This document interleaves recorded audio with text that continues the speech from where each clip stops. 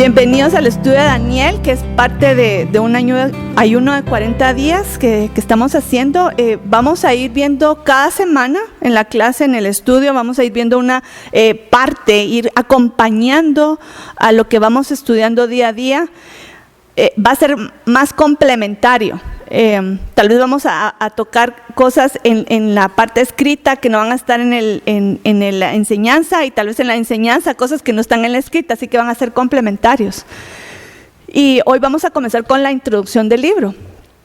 Y quiero comenzar mencionando algo interesante, que este libro de Daniel es muy particular porque si ustedes van a estudiar la Biblia a un seminario teológico o ustedes van a los medios académicos a oír acerca de la Biblia o de los libros de la Biblia, este es de los libros más polémicos.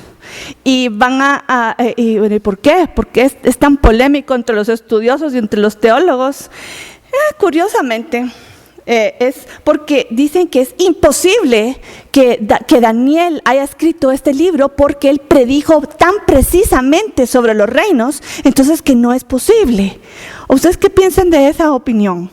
¿Verdad? O sea, eso quiere decir, esa opinión es de alguien que no cree que Dios puede hablar a través de una persona y que puede predecir. Porque ustedes leen el libro de Daniel y, bueno, vamos a ver cómo está dividido, pero la parte profética es muy puntual de los reinos que vinieron después del babilónico, que es donde el tiempo en que vivió Daniel.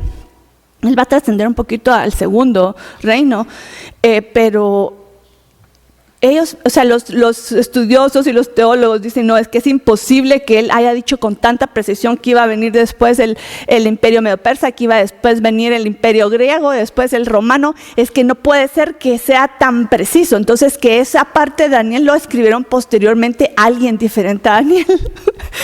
Es que a mí me da risa. O sea, es alguien que no cree que a Dios puede usar una persona para profetizar y para decir lo que va a pasar.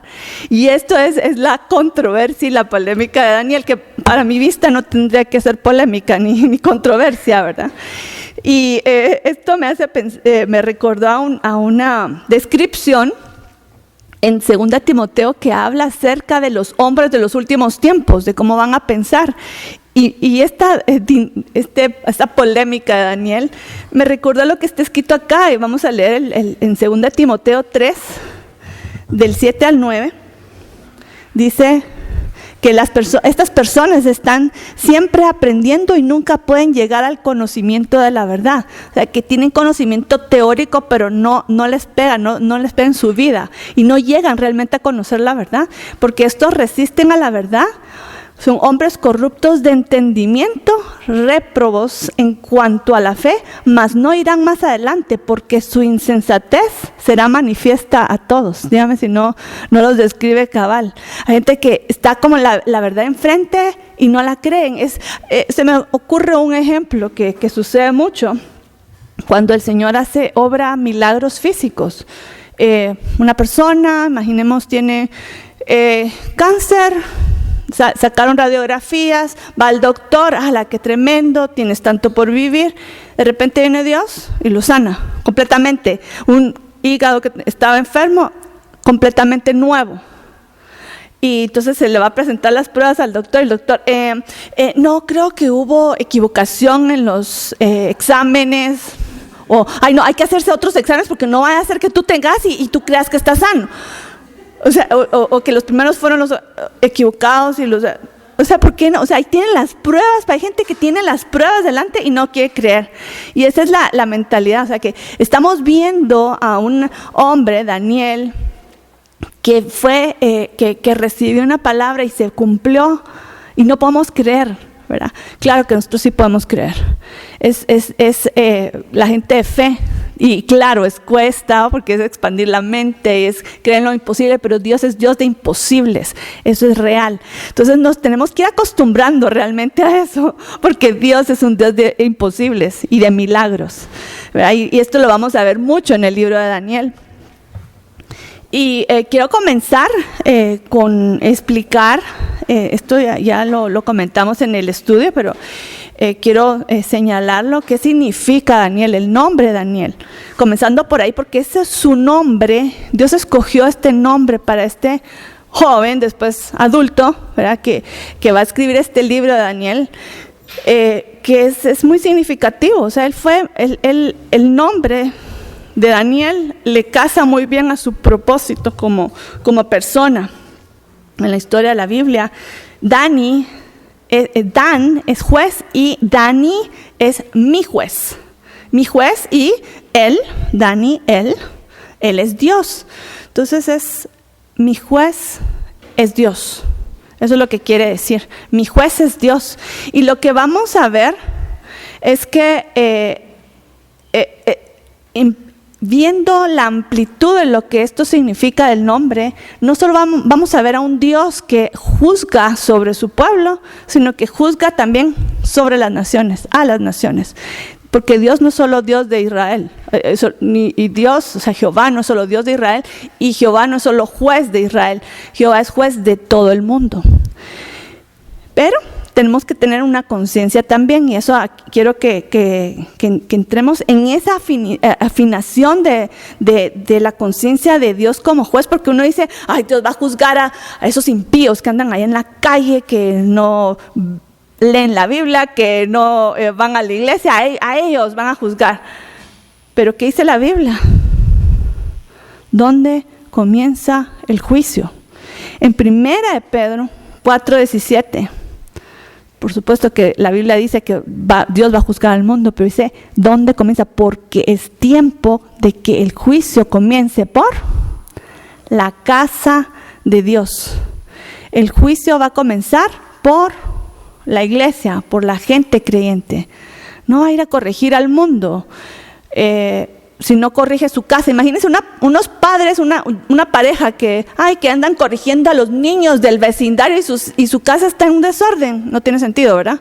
Primero corrigen en su casa y después tal vez van a extenderse hacia los vecinos como, miren, es que este vecindario es un desorden, tal vez, ¿verdad? Pero el juicio comienza en la casa, así comienza. No podemos ir a juzgar afuera sin juzgar adentro primero, o sea, se tiene que comenzar por la casa. Y así vamos a ver la historia de Daniel.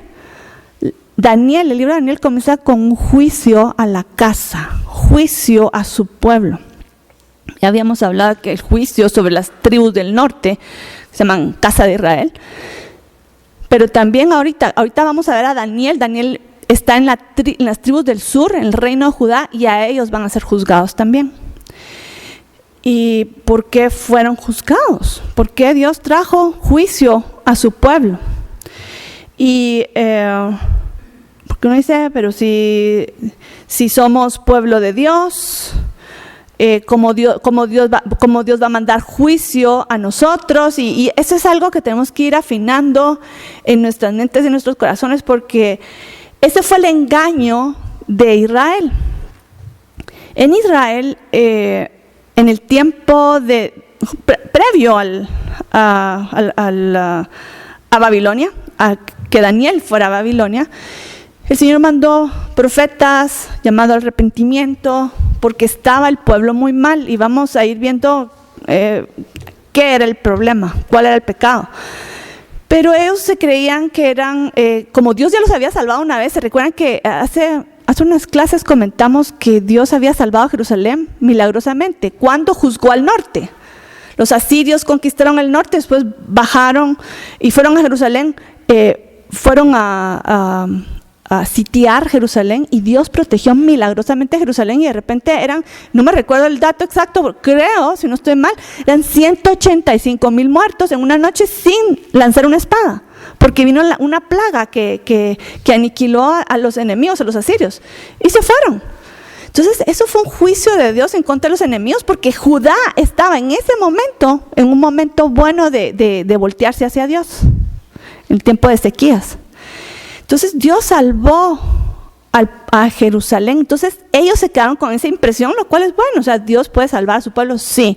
Al norte no, porque andaban en desobediencia. Al sur sí, porque andaban en obediencia. Ok, perfecto. Pero pasó el tiempo y vinieron reyes malos. Reyes que hacían lo malo a los ojos de Dios. Y entonces ellos siguieron diciendo, Somos pueblo de Dios, a nosotros no nos puede pasar nada malo. ¿Y qué vimos en la historia?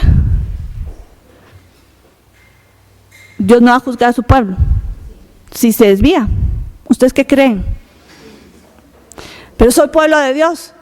La oportunidad que tenemos es de arrepentirnos y corregir. Y sí hay misericordia para el pueblo, absolutamente que sí. Pero tiene que haber un arrepentimiento, si no viene juicio. Y se los mandó 100 años de advertencia. 100 años. Y vamos a leer en Isaías 42, 24. ¿Por qué Dios entregó a su pueblo al enemigo? O sea, ¿por qué? ¿Por qué permitió eso? ¿Verdad? Entonces aquí lo dice. Dice, ¿quién dio a Jacob en botín y entregó a Israel a saqueadores? No fue Jehová, contra quien pecamos. No quisieron andar en sus caminos, ni oyeron su ley. Ellos creían que se podían burlar de Dios y decir, solo porque yo soy hijo de Dios, porque yo soy creyente, entonces no me va a pasar nada. Y Dios dijo, ustedes están equivocados, ya les mandé a Isaías, ya les mandé a Jeremías y a más profetas y no les hicieron caso. Ellos les están diciendo, arreglen su camino porque ustedes están adorando a Baal, están adorando a Acera. ¿Ustedes qué creen? Que ustedes se pueden burlar de Dios. Si ustedes no cambian eso, van a irse para afuera. No, porque aquí está el templo, aquí no nos va a pasar nada. Y sí les pasó. ¿Y saben qué pasó? No solo se fueron cautivos, sino destruyeron el templo. Dios permitió eso. Que uno dice, ¿cómo va a permitir? Dios lo permitió.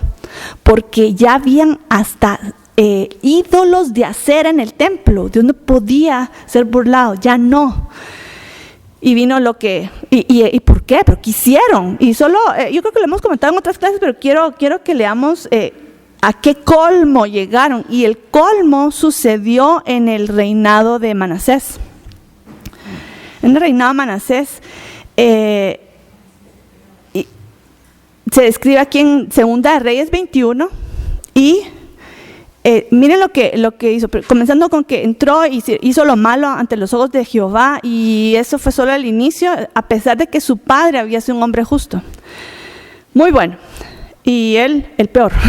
Manasés llegó a ser el peor. ¿Pero qué hizo? Solo para hacer un resumen. Eso está, toda la descripción está en 2 Reyes capítulo 21, si lo quieren leer detalladamente, pero vamos a hacer como el resumen de qué fue lo que él hizo.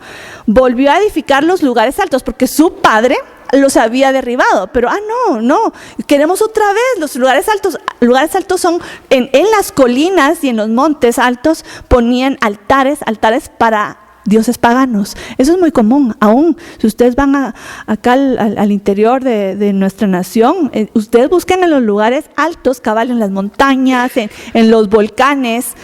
Si ustedes encuentran fueguito y piedras quemadas y altares, suele suceder, porque se buscan esos lugares para la adoración de los demonios. O sea, así es normal. O sea, de hacer hechicerías y cosas así. Entonces, eso el papá de Manasés lo había quitado. De repente lo vuelve a levantar. Okay, eso fue así comenzó Manasés. Después levantó altares a Baal e hizo una imagen de acera que su padre había derribado. Qué triste, ¿verdad? Edificó altares en la casa de Jehová, no solo en los montes. Llevó dentro, en los 2 atrios. ¡Qué espanto! En la casa de Jehová, en el templo, llevó. O sea, ya profundizar, ya, eso ya era el colmo, de verdad. Colmo, esto es el colmo. Pasó a su hijo por fuego. ¿Qué quiere decir eso? Que lo mató en un altar dedicado a Moloch, a Baal. A ese colmo llegó Manasés.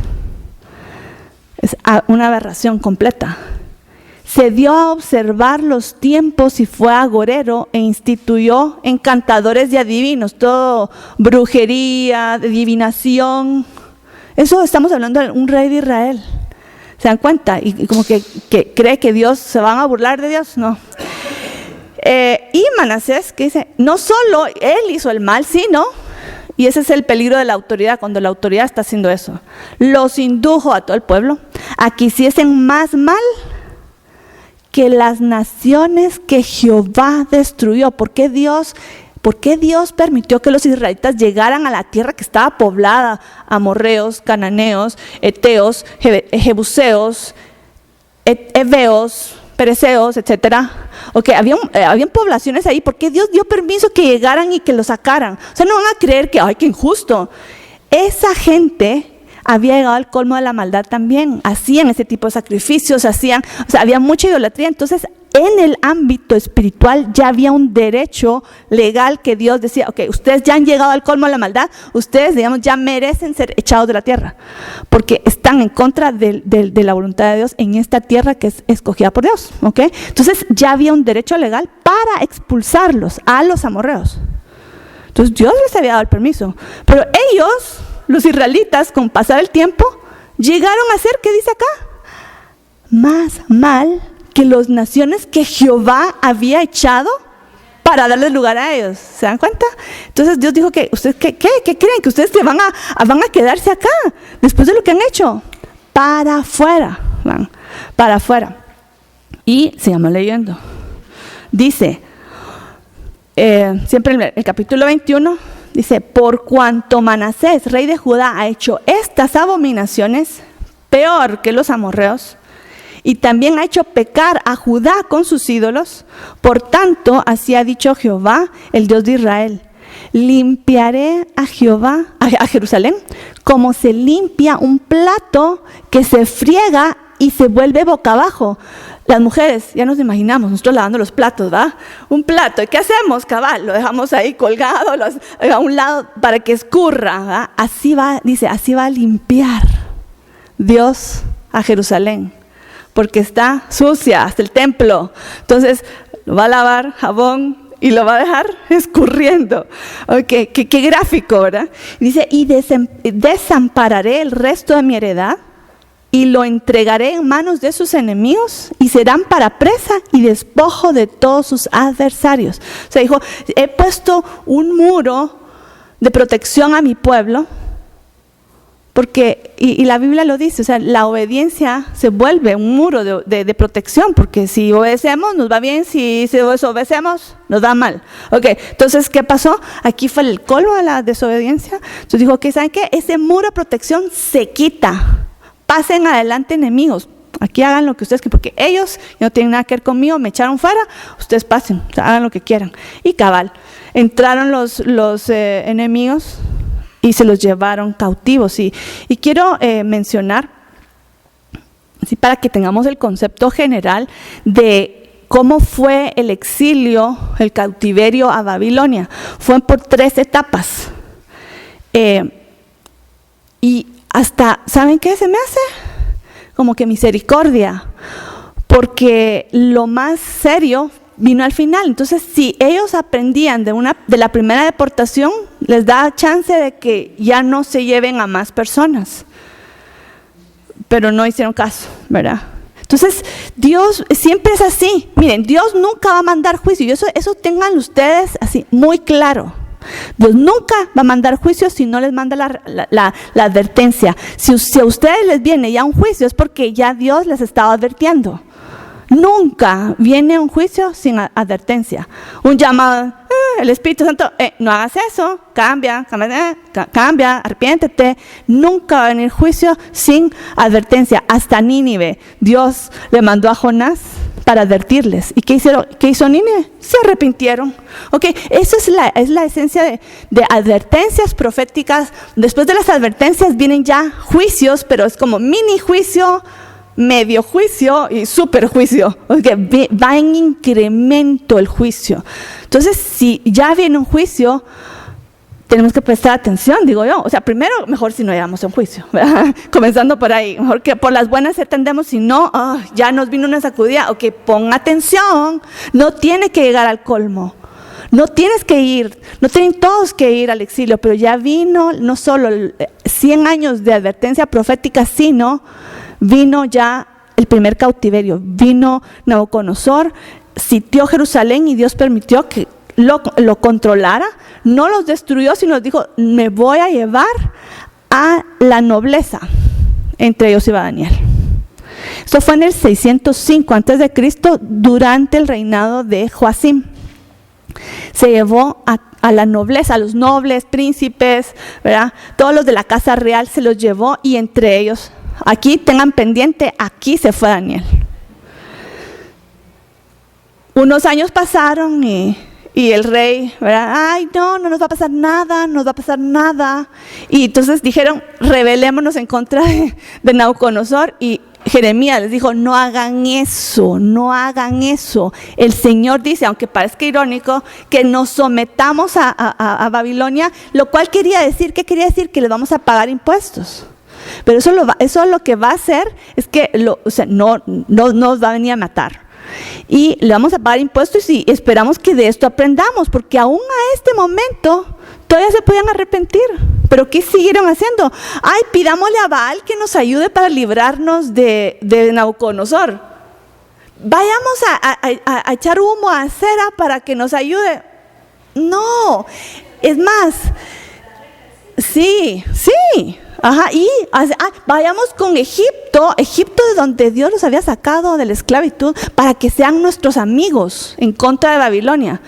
Y los de egipcios dijeron, ay, claro que los ayudamos. Después, cuando ya vino el ejército de Babilonia, ay, nos vamos, dijeron los dejaron silbando en la loma. Y Dios les había dicho a través de Jeremías, no hagan alianzas con Egipto. Pero no hicieron caso. Entonces vino la segunda deportación, fue en el 597 a.C., durante el reinado de Joaquín, a quienes se llevaron cautivos en esta ocasión.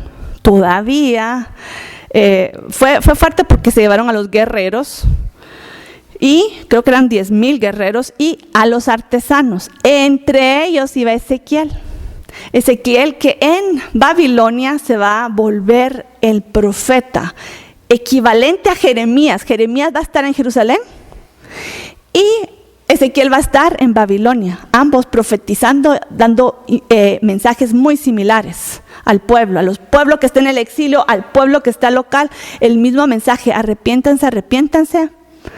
No hicieron caso, pasaron otros años. Llegó el rey Sedequías, creyéndose, aquí no nos va a pasar nada, porque somos el pueblo de Dios, aunque tenemos acera ahí en el templo, pero no importa, Dios no va a permitir que destruyan el templo. Confiados de que Dios no iba a permitir eso. Pero Dios dijo, ¿saben qué? Lo voy a hacer si ustedes no se arrepienten. ¿Saben por qué? Porque la gente es más importante que las piedras. ¿Se dan cuenta? Porque es que Dios no ama a su pueblo. No, porque ama a su pueblo es que lo disciplina. Porque para él, claro que le gustaba su templo, el templo que construyó Salomón, pero más importante que esas piedras era su pueblo. Y si ellos necesitan ser disciplinados, eso es lo que van a recibir. Entonces, otra vez viene lo mismo, la rebelión. Jeremías vuelve a llamar al rey, al punto que en esta ocasión creo que fue que él llevó unos escritos al rey y le dijo, mira, aquí esto es lo que dice Dios, y el rey lo agarró y lo quemó. Ni siquiera lo oyó completo. Y es más, no solo no oyó, sino que mandó a apresar a Jeremías, como que si Jeremías fuera culpable, pero dijo, no, sométanse al rey de Babilonia, si no, él va a venir y nos va a destruir. No va a pasar eso, a mí no me va a pasar nada, porque soy creyente. Si tú andas en un desorden, vienen las consecuencias, y vino la consecuencia. Y esta vez sí fue fuerte, porque fue destruida toda Jerusalén, quemadas sus puertas, destruido y quemado, hecho polvito el templo magnífico que había construido Salomón.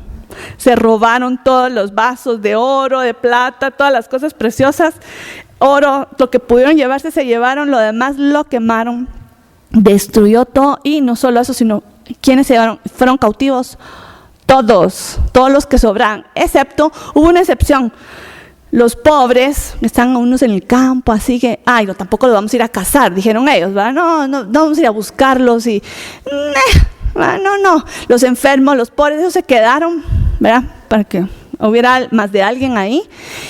Y Jeremías, ahora, ¿por qué Jeremías? Específicamente, el rey mandó a decir, ¿quién es este profeta que habla de mí, que está diciéndole al pueblo de Judá que se someta a mí? A él le llegó la noticia de que Jeremías había dicho, profetizado, que se sometieran a Nabucodonosor. Entonces, a Nabucodonosor. Entonces, dijeron, ¿dónde está Jeremías? Y yo, aquí estoy. Usted, Señor, es perdonado. O sea, es más bien, se quiere venir con nosotros y lo vamos a tener bien. O usted se quiere quedar. Y Jeremías dijo, Señor, me quedo. Se quedó porque él fue fiel al Señor, dando el mensaje, ¿verdad? Entonces Jeremías se quedó en Jerusalén y Ezequiel estaba ya en el exilio. Y entonces uno dice, ¿por qué Dios permite esto? ¿Por qué Dios? Y esto nos tiene que chocar porque estamos viendo que un rey impío está ganando sobre un rey o un reinado, un pueblo que es de Dios. Esto tiene que ser como, pero no es al revés, no es como que Dios gana y el pueblo de Dios gana. Sí, el pueblo de Dios gana si están en obediencia, si no, no, porque tiene que haber una corrección. ¿Y por dónde comienza el juicio? O la corrección, por la casa de Dios. Y uno tiene ese concepto de juicio como algo malo, como justicia. Piensa en justicia. Si ustedes están del lado correcto de la justicia, ustedes que van a estar clamando, justicia, queremos que sea justicia. Ahora, ¿quién es el que dice, ay no? El que tiene algo que pagar. Entonces, ¿en dónde estamos nosotros posicionados? Hablemos de la justicia de Dios. O sea, si estamos bien con Dios, no tenemos que tener miedo, ¿verdad? No tendríamos que tener miedo. Entonces, ¿en dónde estamos nosotros? Entonces, ¿qué pasó? Mire, y esto es impresionante porque vemos en Jeremías 27 que llama siervo a Nabucodonosor. ¿Qué les parece? A Nabucodonosor lo llama mi siervo. ¿Qué tal? Dice, vamos a leer en Jeremías 27, dice, yo hice la tierra y la di a quien yo quise. Y ahora yo he puesto todas estas tierras en mano de Nabucodonosor, rey de Babilonia, mi siervo. ¿Qué tal? Porque Nabucodonosor estaba sirviendo para los propósitos de Dios. ¿Qué les parece? Entonces, pero no era Nabucodonosor, era un pagano, pero está sirviendo a los propósitos de Dios. Qué tremendo, ¿verdad? Ok, sigamos leyendo. Dice, y todas las naciones le servirán a él, a su hijo y al hijo de su hijo. El Señor está diciendo que a él, a Nabucodonosor, lo van a servir. Y dice, y hasta dice, ¿hasta cuándo? Hasta que venga también el tiempo de su misma tierra y la reduzcan a servidumbre en muchas naciones y grandes reyes. Esto es bien interesante porque mientras que por un tiempo Dios va a permitir que Nabucodonosor tome control, pero después Él va a decir, ya no más. Entonces, y en relación a qué está moviéndose esto de que Dios dispone que Nabucodonosor suba al poder, que controle Judá, que se lo lleve cautivo y que caiga después, porque va a venir un momento en que también él va a terminar.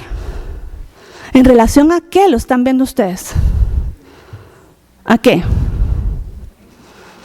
A suerte, como que ahorita están muy fuertes, muy poderosos, después no, o ¿qué otra cosa están viendo de atrás? ¿Ah? Un pueblo, exacto.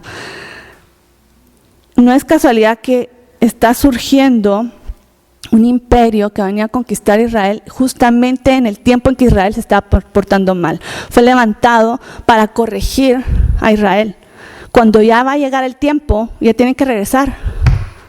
Cambio de imperio. ¿En torno a qué está girando todo entonces? Pueblo de Dios. Bueno, el pueblo de Dios, pero también a sus planes que van relacionados con el pueblo de Dios. Okay. Hay un versículo clave, que si nosotros escogiéramos un versículo clave para el libro de Daniel, este sería. Dice, Él es quien cambia los tiempos y las edades, quita reyes y pone reyes, da sabiduría a los sabios y conocimiento a los entendidos. Resume el libro de Daniel. Él es el que pone reyes, es el que quita reyes para su propósito. Porque uno cuando comienza a oír la historia de Nabucodonosor, uno piensa, es que él tomó poder. ¿Por qué? Porque ellos eran fuertes, estaban políticamente fuertes, estaban militarmente fuertes, entonces tenían estas ventajas. Así, cuando nosotros estudiamos los libros de historia, así lo dice. Sí, es que ellos tenían esta ventaja comparativa porque tenían este ejército, porque tenían hierro en lugar de madera, porque uno comienza a tratar de explicar las cosas como materialmente, naturalmente. Pero uno no se pone a pensar que Dios es el que pone y quita para sus propósitos. Yo siento tal vez que nosotros estamos entendiendo esto en nuestro país, ¿o no? Como que pudo haber sido diferente, pero ¿qué pasó acá en este país? O sea, hubo un cambio de gobierno, quita y pone, ¿en base a qué? Al plan que Dios tiene para una nación. O sea, lo estamos viendo tal vez en carne propia, lo que estamos también viendo en Daniel, lo que pasó con Daniel. Entonces, es interesante, solo lo voy a mencionar ahorita, porque estamos viendo la introducción y el panorama general, pero vamos a ver que cuando llegó el tiempo de Babilonia, ese imperio que era tan fuerte que nada lo podía vencer, que nada lo podía hacer caer, en una noche, vamos a leer en Daniel 5, no quiero entrar en los detalles porque quiero que los veamos cuando lleguemos al capítulo 5, pero en una noche cayó Babilonia, de una forma milagrosa, especial, ¿verdad? Pero cayó Babilonia en una noche. ¿Por qué? Porque ya había llegado el tiempo, el Señor había dicho a través de Jeremías, 70 años están determinados para que el pueblo vaya cautivo a Babilonia. Y estos años, lo mencionamos en otra clase, solo lo voy a mencionar brevemente, tiene un sentido, porque los 70 años se miden en base a los años sabáticos que el pueblo de Israel no guardó. No sé si están familiarizados con los años sabáticos, pero son cada 7 años Israel era ordenado por Dios de guardar la tierra, que no la tenían que trabajar. Eso se llama año sabático, ¿verdad? Es un año que la tierra se queda sin ser trabajada.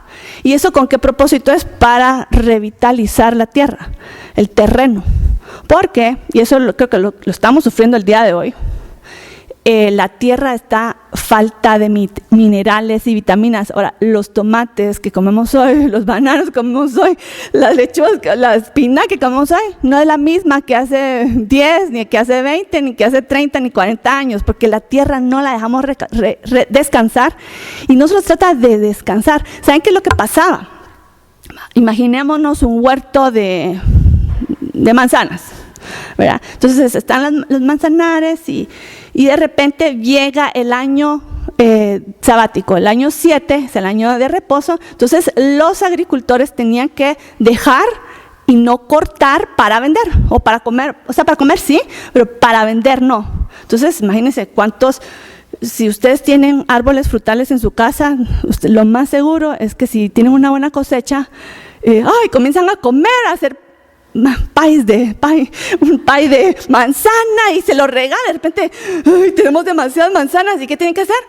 Comienzan a regalar o a vender, no sé cuál sea el caso, ¿verdad? Pero hay un excedente, usualmente hay un excedente cuando uno cultiva. Entonces lo que sucedía, Dios decía que en ese año sabático se tiene que reposar la tierra. Entonces la tierra no se va a trabajar ni se va a cosechar el fruto, pero sí se puede comer. Entonces comenzaban a comer. De repente no podemos comer más manzanas. ¿Y qué pasaba con el excedente?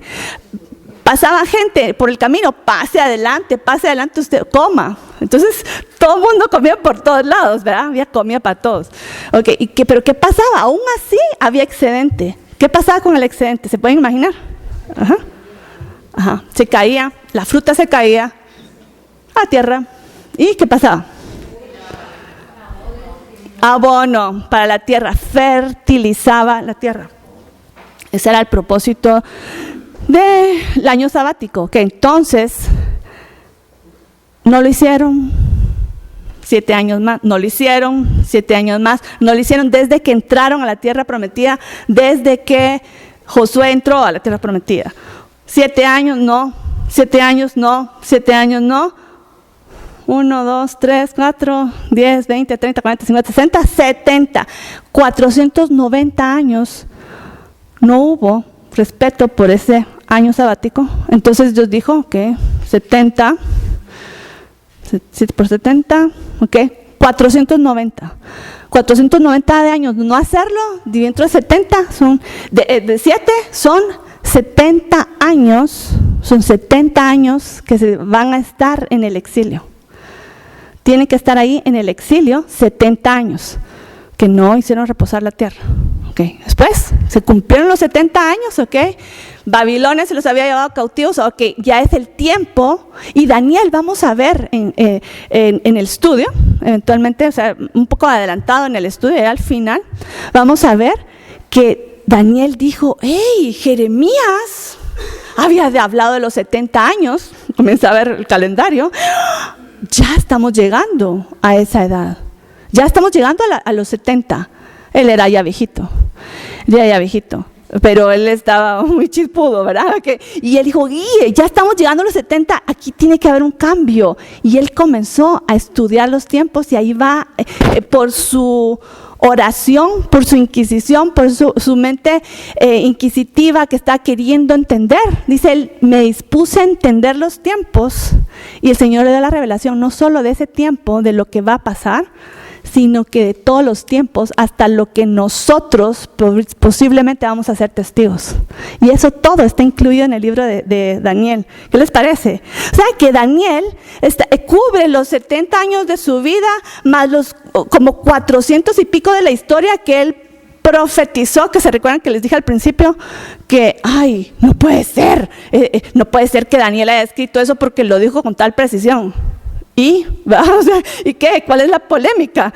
Claro que lo profetizó perfectamente. Pasó justo, los imperios que él dijo que iban a venir, vinieron. Y no solo eso, sino que todavía falta por cumplirse el resto del libro, que nosotros vamos a ser testigos. ¿Qué les parece? Tremendo, ¿verdad? Ok, entonces él estaba viendo, 70 años se cumplieron, y miren qué pasó. Babilonia cayó porque había cambio de imperio, cambio de planes, porque el pueblo de Dios necesita irse de ahí. Entonces cayó Babilonia en una noche, y ¿qué pasó después? Sube el imperio medo-persa y vamos a ver de qué se trata. Estaba en Babilonia, comenzó con Nabucodonosor y pasó por su hijo y el hijo de su hijo, el nieto, o sea, cabal como había dicho el profeta, ¿verdad? Van a pasar estos reyes en Babilonia, después viene la caída, cambio de reinado, y viene el imperio medo-persa, porque eran Media y Persia, eran dos reinos que se unieron en contra de Babilonia, y ellos estaba Ciro el persa, Darío el medo, entonces se turnaban en gobernar. Entonces ustedes van a oír Darío el medo y Ciro el persa, pero Ciro es muy significativo porque él, cuando llegó al poder, él dijo, ¿y este pueblo judío quiénes son? ¡Ey! Me contaron que un judío hace 100 años habló de mí por nombre, un tal Isaías. Y un tal Isaías dijo, Ciro mi siervo. ¿Ok? Qué interesante. Entonces yo no sé quién de los judíos le llegó a contar y él estaba encantado, ¿verdad? ¡Ay, qué belleza! ¡Qué maravilloso! ¿Verdad? Este Dios que, es más, que el pueblo judío, ¿por qué están haciendo acá? Ustedes los trajeron los babilonios. ¡Ay, qué malo los babilonios! Ustedes ya pueden regresar a su tierra. Cambio de gobierno, cambio de planes, 70 años, regresen a su tierra. De eso se trata la historia de Daniel, imagínense. Qué hermoso, pero Daniel, esto es impresionante en cuanto a cambios de gobierno, porque ustedes saben, a la gente que ha trabajado en el gobierno, ustedes saben, más si están en los puestos altos, ustedes son los primeros, están en la lista ya roja para irse. O sea, los puestos bajos de la burocracia, ahí se quedan. Es toda una cosa burocrática, ¿verdad? Ahí se quedan por años, aunque sean ineptos, ahí se quedan. Así es la burocracia, ¿verdad? Pero los puestos altos son los que primero se van. Entonces Daniel, vamos a llevar que era de los puestos altos. Pero de repente, y con Nabucodonosor está de los puestos altos. De repente, ¿qué pasó? Bueno, vino su hijo, siguió en el puesto alto. Después vino su nieto. No era tan amigo de Daniel, ahí lo tenía, pero siguió en el gobierno, o sea, no lo cambió. Y van a ver que él va a ser crucial en la profecía de ese cambio de gobierno, porque va a venir la profecía que va a caer esta noche, y esa noche cayó.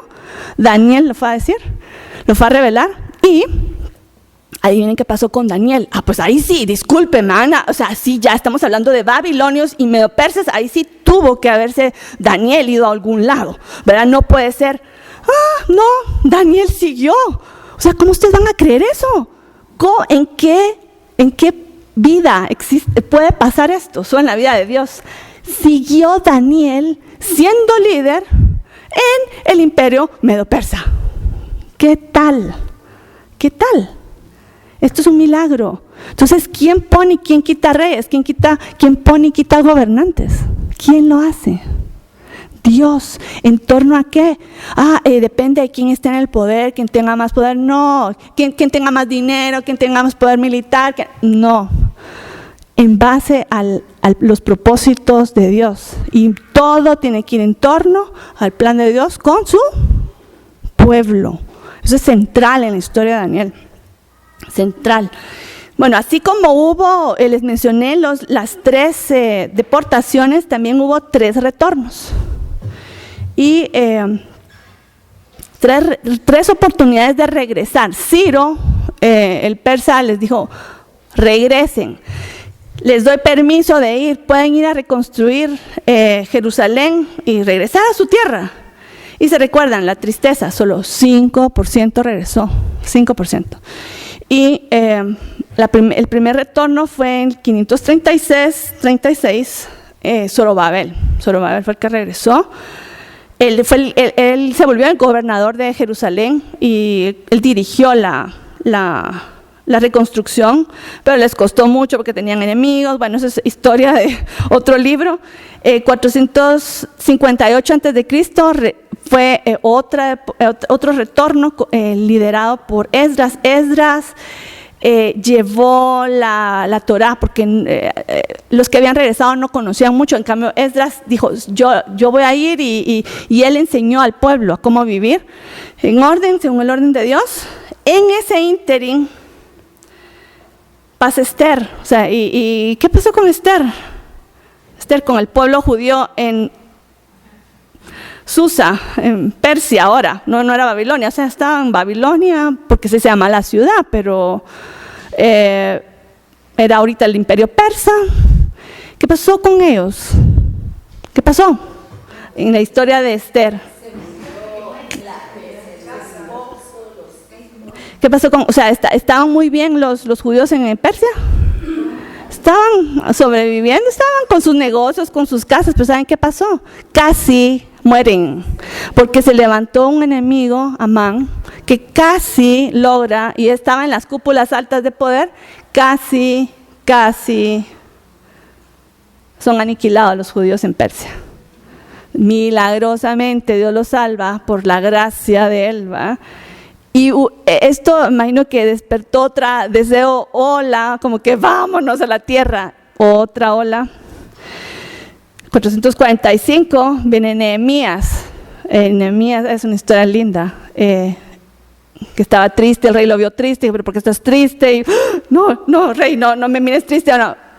¿Quieres ir a tu pueblo? ve a reconstruir, y él se encargó de gran parte de la reconstrucción. Es hermosa esta historia, es de Nehemías, es hermosísimo, pero es para tema de otro tiempo. Pero regresemos a Daniel.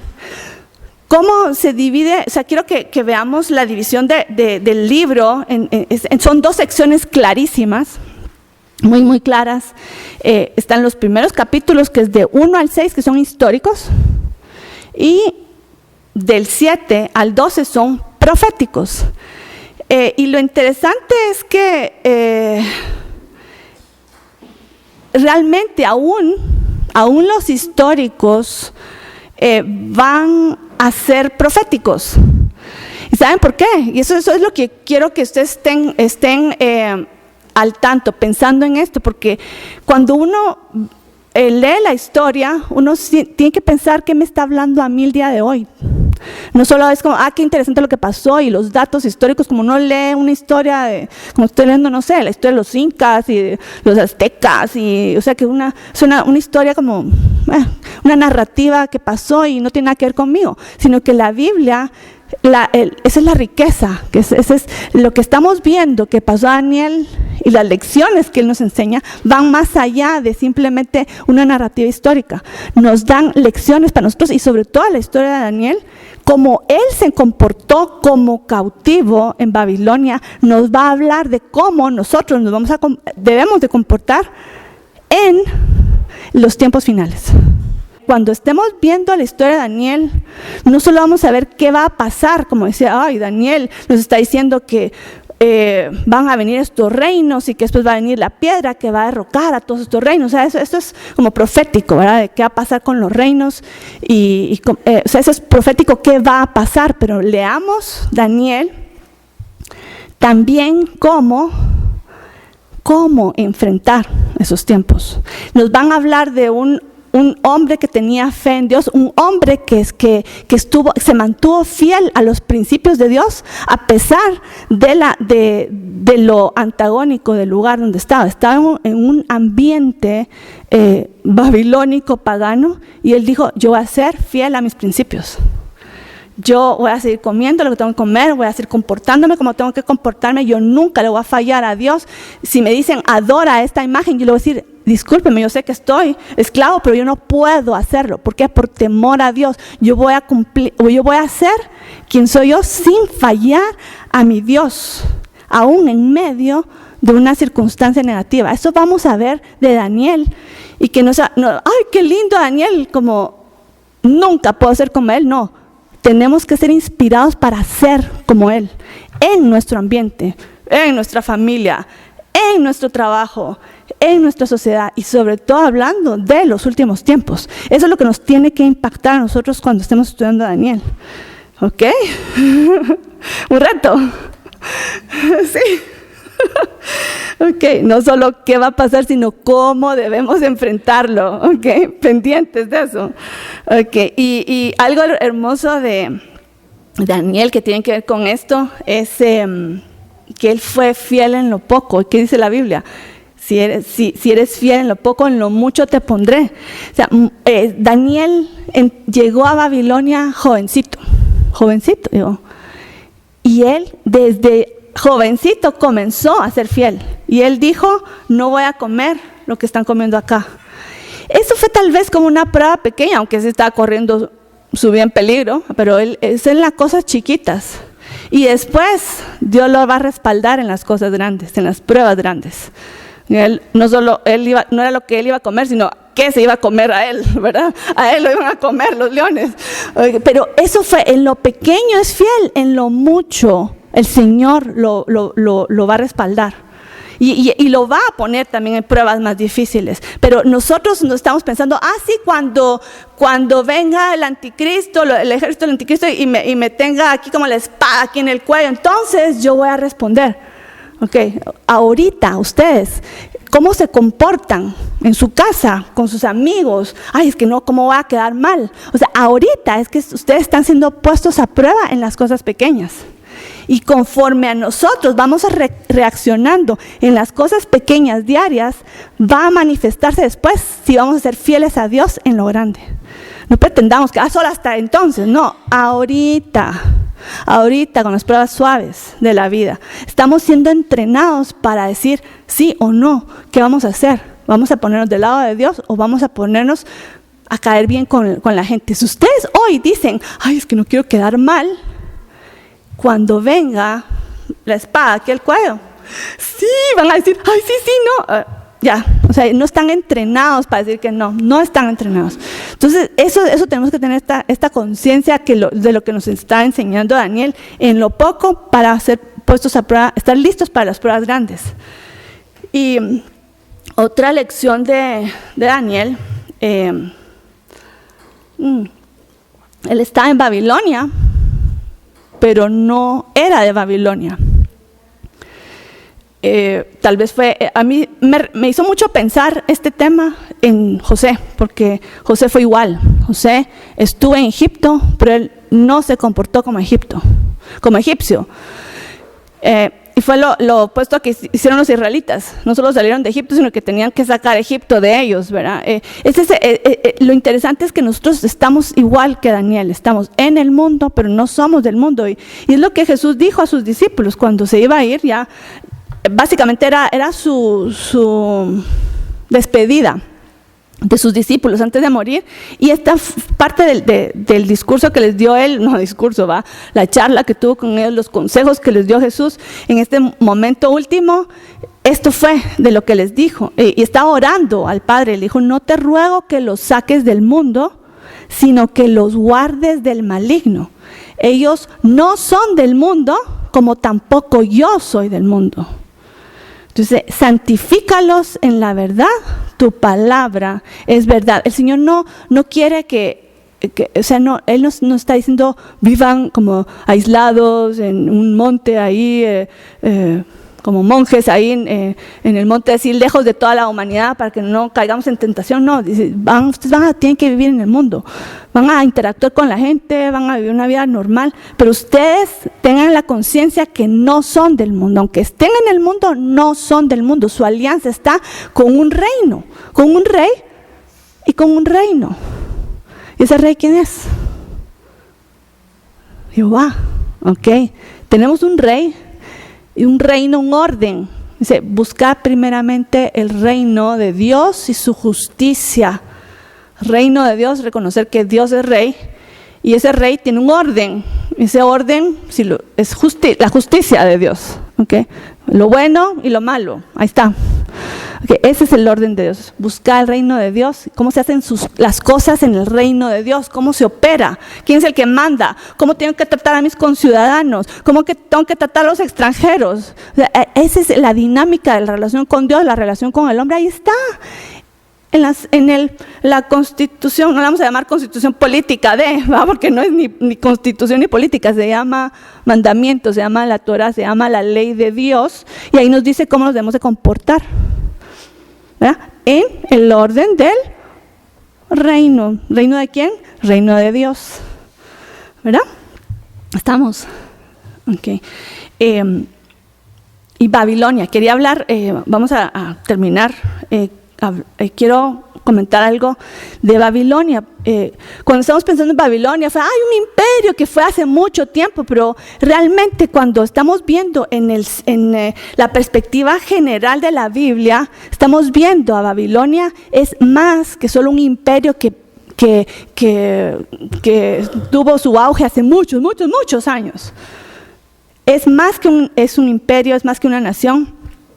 Quiero que veamos que en la Biblia habla de una mentalidad, de una cosmovisión y de un sistema. Y si lo entendemos así, vamos a entender mucho mejor lo que el concepto de Babilonia es en la Biblia y en lo que habla la profecía de Daniel y lo que va a hablar también Apocalipsis. O sea, ese es un concepto de que no fue solo una nación o solo un imperio, sino es una mentalidad, una forma de pensar, una forma de vivir. Identifiquémosla como un reino, es el reino antagónico a Dios. Ahora, ¿dónde fue el origen de Babilonia? Lo vimos hace unas clases atrás. Si no lo han oído, les invito a que lo vayan a oír. Ese es el estudio en YouTube de la Torre de Babel y de los cautiverios en Israel. Es muy importante para entender lo que vamos a ver acerca de Babilonia y de Daniel. Entonces, ¿qué pasó? ¿Dónde está el origen de Babilonia? No surgió como lo dicen nuestros libros de historia. Nuestros libros de historia vemos, sí, el imperio neobabilónico, porque había un previo babilónico y está el neobabilónico donde está Nabucodonosor. Y todo ese auge de Babilonia fue en el periodo de Nabucodonosor, que es el donde llega Daniel. Okay, no nació ahí, sino su origen viene desde Génesis 11, que la conocemos como la historia de Babel. En hebreo, si ustedes leen la Torre de Babel, ahí dice Babel en hebreo también. Ahora, si ustedes van unos libros más adelante, a la mitad de la Biblia, y leen la historia de Daniel, dice, sí, ¿cómo se dice Babel? ¿Cómo se dice Babilonia en hebreo? Se dice Babel, Entonces es bien fácil, en hebreo no se pierde uno. Babel, la Torre de Babel, y Babel, el imperio babilónico. Es lo mismo, donde se construyó el imperio de Babilonia, está encima de las ruinas de lo que quedó de la Torre de Babel. Está encima. Y ahí, pero ¿cómo sabes? Estaba en el valle de Sinar y Babilonia está en el valle de Sinar. No es tan difícil de encontrar la explicación. Está clarísimo en la Biblia. Que nosotros como que lo leemos, sí, está al principio de la Biblia, a la mitad y al final como que no conectamos, pero es lo mismo. Entonces el origen de Babilonia es la Torre de Babel. Ahora veamos qué simboliza eso. Génesis 11:4 dice, edifiquemos. ¿Cuál era el espíritu, el objetivo de la Torre de Babel? Es edifiquemos una ciudad y una torre cuya cúspide llegue hasta los cielos y hagámonos un nombre famoso. La esencia de Babel era es glorificar al hombre, haciéndose un nombre famoso. Es la gloria para el hombre y alcanzar a Dios, llegar a ocupar el lugar de Dios. Y vimos en la clase esta que estudiamos de la Torre de Babel, que también es la imagen conectada con Satanás, que quiso ocupar el trono de Dios, quiso subir. Es lo mismo, ese es el mismo concepto. Entonces es querer que el hombre llegue a ocupar el lugar de Dios, ser Dios. Es un sistema en que el humanista egocentrista, como concentrado en el hombre, ¿verdad? Es un sistema, es una mentalidad que el hombre es el centro de todo. ¿Les suena? Eso es como sí, eso es todo lo que estudié en kinder, en prepa, en primaria, en secundaria, en la universidad. Es así como que así es, ¿verdad? Es la historia. Es la historia de lo que nos enseñan, ¿verdad? Que el hombre es el centro de todo. Eso es contrario a Dios, al sistema de Dios, ¿verdad?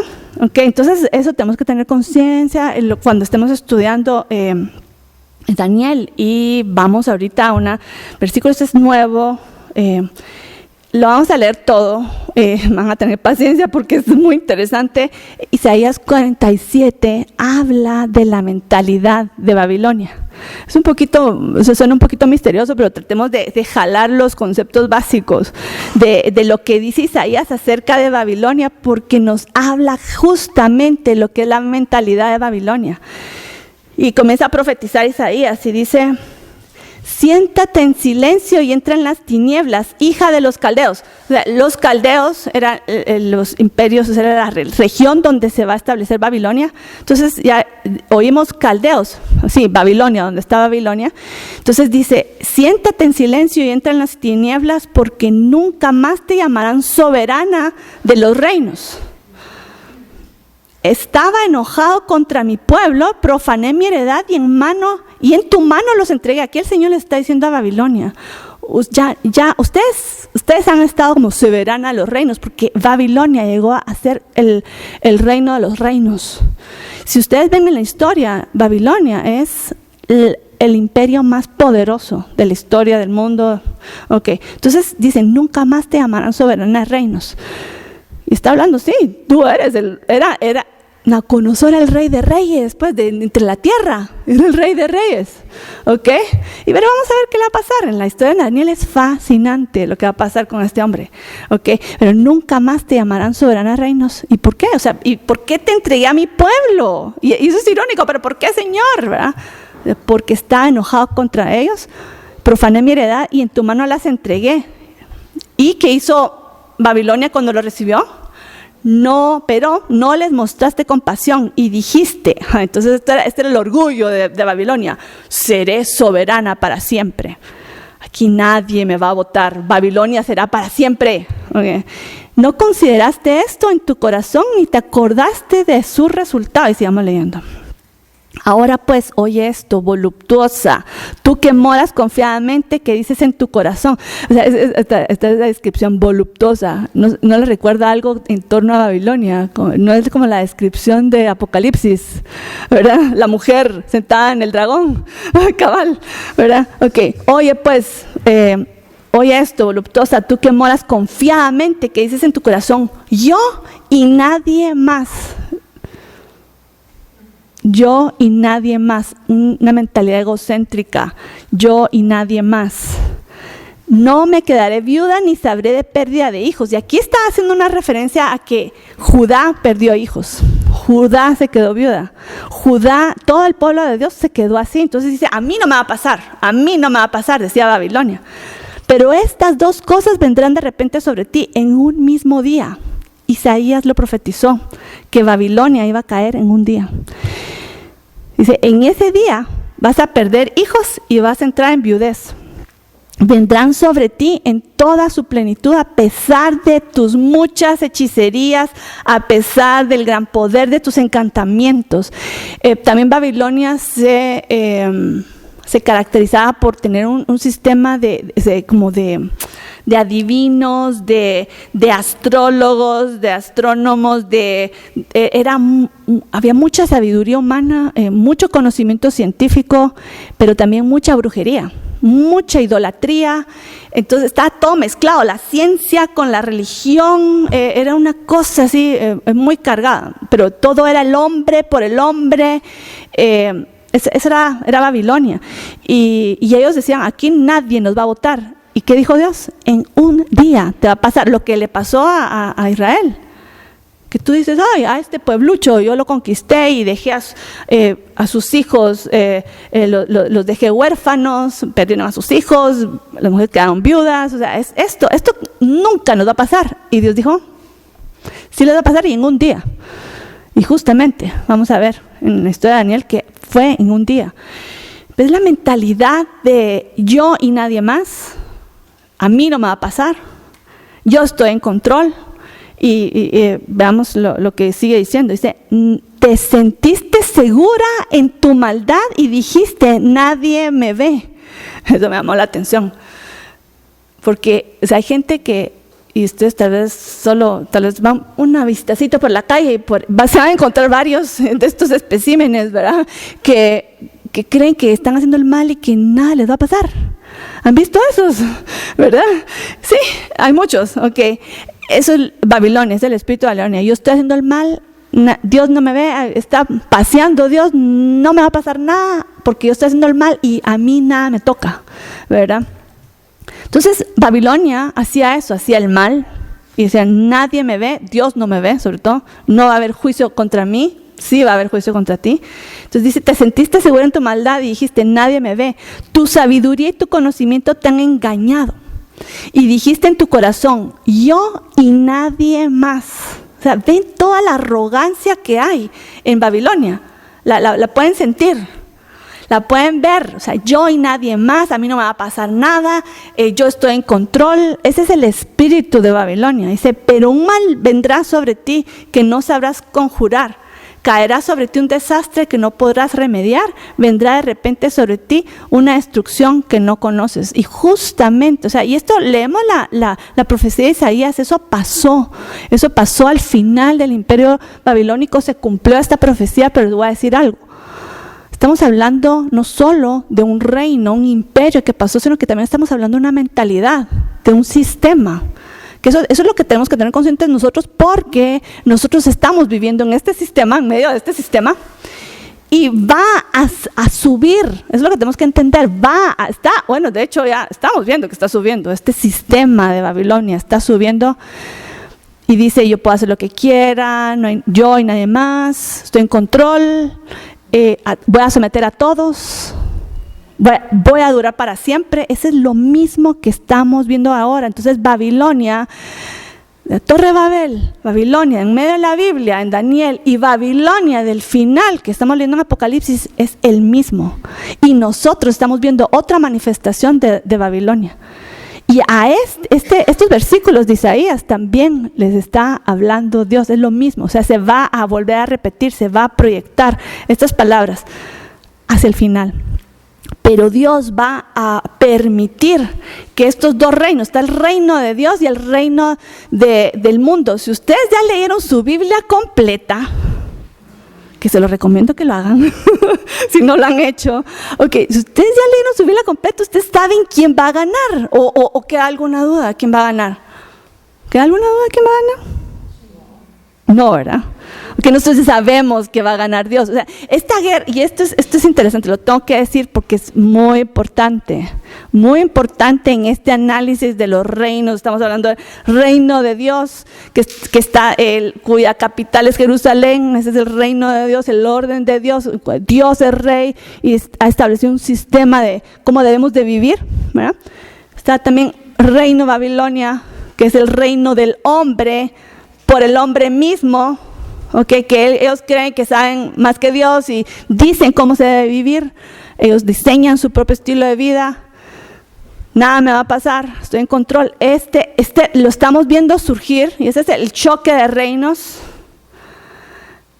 Pero en la Biblia ya dice quién va a ganar. Sin embargo, la Biblia también dice que este reino de Babilonia va a subir, a subir, a subir, a subir, al punto que vamos a estar como Daniel en medio de Babilonia. Estamos cautivos. Ay, pero está subiendo demasiado. Me quieren matar porque va a ir a ese punto. Okay, entonces vamos a estar en medio de Babilonia pero tenemos la ventaja que ya sabemos la historia. Ya sabemos la historia de que nos van a perseguir, que va a parecer que están ganando, pero que al final no van a ganar. ¿Qué les parece? O sea, qué bendición saber esto. Y entonces, pero Ana, ¿por qué esto de reino de Babilonia, reino del mundo, Jerusalén, que este choque de reinos? ¿Por qué Dios permite este choque de reinos? Porque el choque de reinos no es quién va a ganar. O sea, como que estamos viendo, si ustedes creen que el problema es que si va a ganar Dios o va a ganar el diablo, o no han leído la Biblia, o no han entendido nada de la vida del reino de Dios. O sea, no se trata de eso. No se trata de ver quién va a ganar. O sea, nosotros ya sabemos quién va a ganar. Entonces, ¿por qué Dios está permitiendo este choque de reinos? ¿Por qué Dios lo está permitiendo? Por una simple razón.